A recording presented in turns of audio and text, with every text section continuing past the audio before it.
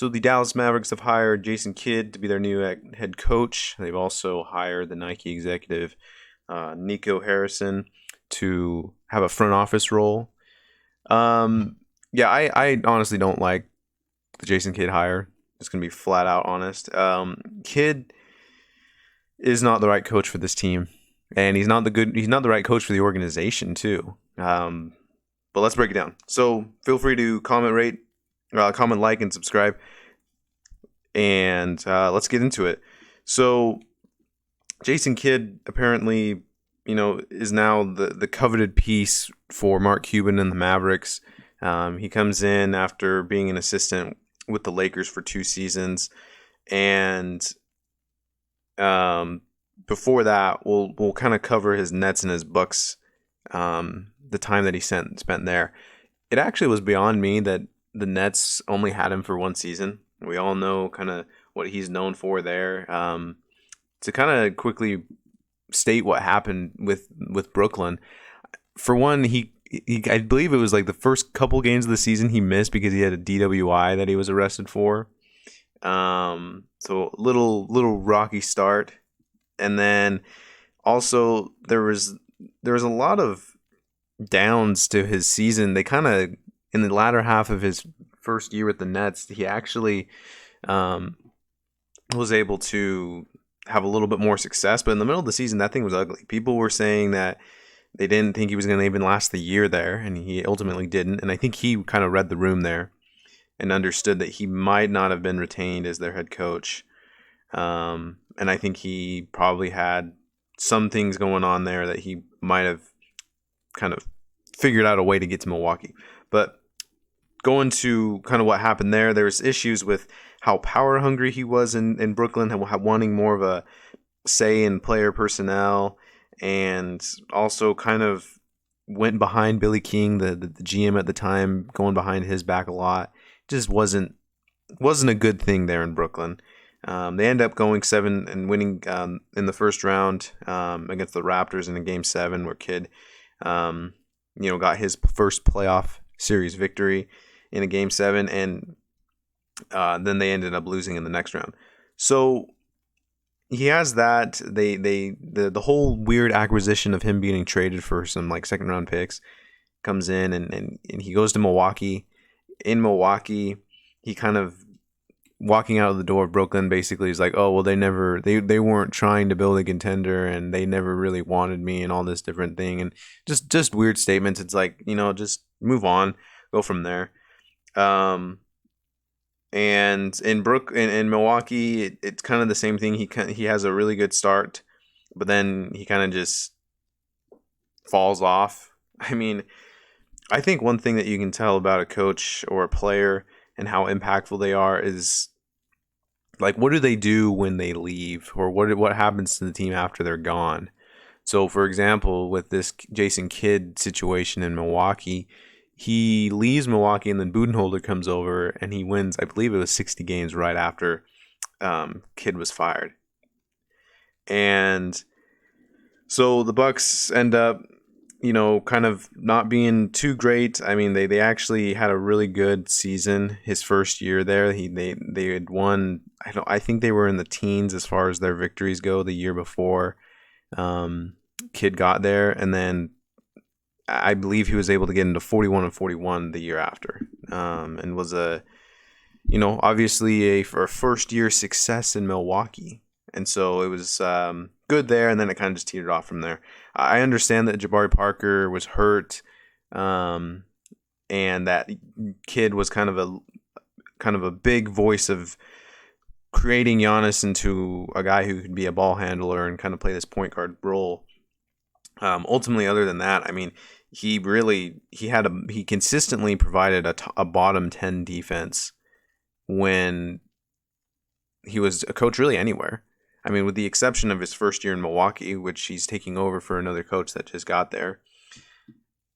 Like every other year, or every year that Kidd has been a coach, he's not really a defensive-minded coach at all. Now, in Dallas, does that change?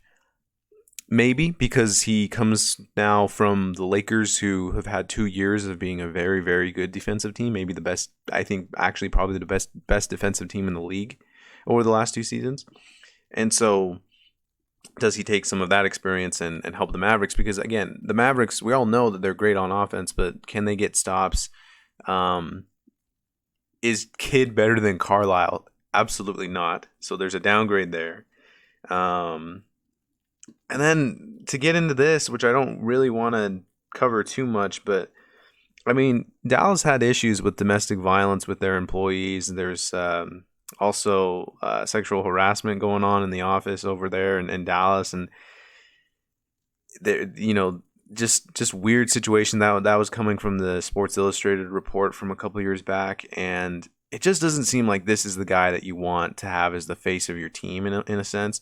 And for those that don't know, Kidd was divorced after having multiple domestic violence situations happening. Apparently, according to reports, it was, he hit his wife, but his wife also was abusive to him. Just a messy situation. They end up splitting up, and nothing really since then. He's never been. We mentioned the DWI situation. We mentioned the whole. I just don't know if Kidd's the greatest decision maker. It's funny because like in the game, he's like one of the best passers, one of the best floor generals of all time. But then in life, like you see these weird different situations that I don't know. He doesn't, and when you watch him in interviews, he doesn't ever for me personally, he doesn't really come off as a guy who I would like enjoy being around.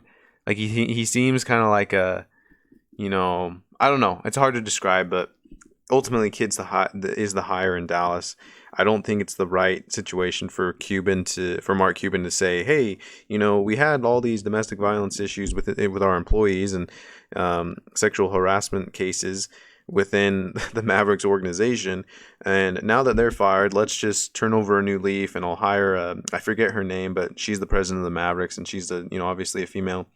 And we'll just kind of forget everything. And then now he's like, okay, well, let me get like kind of the face of that for when I hire Jason Kidd. It's just it's crazy. I don't agree with the hire, and that's just the coaching decisions that Kidd never really made. The image of Kidd. Like if he was hired by somebody other team, like okay, but like the fact that it's the Mavericks and they already had issues, I think it just speaks to how tone deaf that Mark Cuban is, or just how unwilling he is to be able to sit there and say, yeah, there was an issue and we're never going to go back there again.